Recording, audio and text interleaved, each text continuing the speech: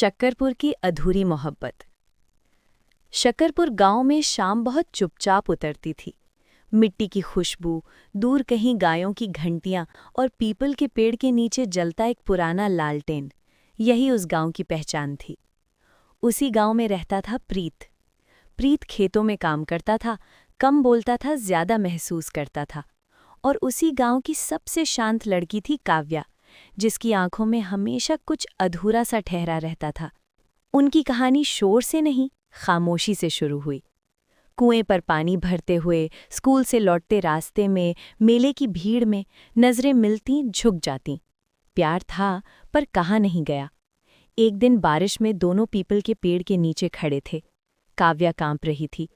प्रीत ने अपना गमछा उसके सिर पर रख दिया। काव्या ने धीरे से कहा, अगर जिंदगी ने अलग कर दिया तो?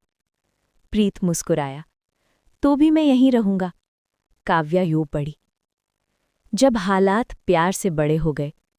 काव्या के घर हालात ठीक नहीं थे। पिता बीमार, घर कर्ज में डूबा। गांव की पंचायत ने शहर के एक आदमी का रिश्ता भेजा, पैसे वाला, पढ़ा लिखा, सुरक्षित भविष्य देने वाला।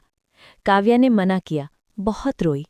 माँ ने कहा, प्यार पेट नहीं भरता बेटी। उस रात काव्या पीपल के पेड़ के नीचे आई। प्रीत पहले से खड़ा था। काव्या बोली, मुझे मजबूर किया जा रहा है। प्रीत कुछ नहीं बोला, बस जमीन पर बैठ गया। पहली बार उस मजबूत लड़के की आंखों से आंसू गिरे। अगर मैं तुम्हें रोकूं तो तुम टूट जाओगी। काव्या ने सिर हिला दिया। बिछड़ने की सुबह। शादी वाले दिन पूरा गांव सजा हुआ था। प्रीत खेत में काम कर रहा था, जानबूझकर। जब बारात निकली, काव्या की नज़र भीड़ में प्रीत को ढूंढती रही। वो नहीं मिला। शाम को पीपल के पेड़ के नीचे एक कागज़ पड़ा था। मैं जा रही हूं, पर मेरा दिल यहीं दफन है। मुझे माफ़ करना, मैं हिम्मत नहीं कर पाई। प्रीत ने वो कागज़ सीने से लगा लिया। सालों बाद भी वही इंतज़ार। साल बीत गए। प्रीत ने शादी नहीं की। गांव वाले कहते, पागल हो गया है। वो हर शाम उसी पेड़ के नीचे बैठता, कभी बात करता, कभी चुप रहता। एक दिन खबर आई, काव्या शहर में बहुत बीमार है। प्रीत पहली बार गांव से बाहर गया। अस्पताल के सफ़ेद कमरे में काव्या लेटी थी, कमज़ोर, टूटी हुई। उसने आंखें खोली। तुम आ गए?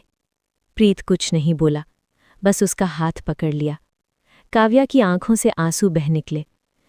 मैं खुश नहीं रह पाई प्रीत, मैंने कोशिश की। प्रीत ने पहली बार कहा, मुझे पता था, अंत जो अंत नहीं था। काव्या उस रात चली गई। प्रीत उसका अस्थि कलश लेकर शक्करपुर लौटा। पीपल के पेड़ के नीचे मिट्टी में उसे समर्पित किया। आज भी गांव में लोग कहते हैं, रात को वहां कोई बैठा रहता है, लालटेन जलाकर, किसी से बिना आवाज के बातें करता हुआ। कहते हैं कुछ प्यार साथ जीने के लिए नहीं होते, वो पूरी उम्र सहने के लिए होते हैं।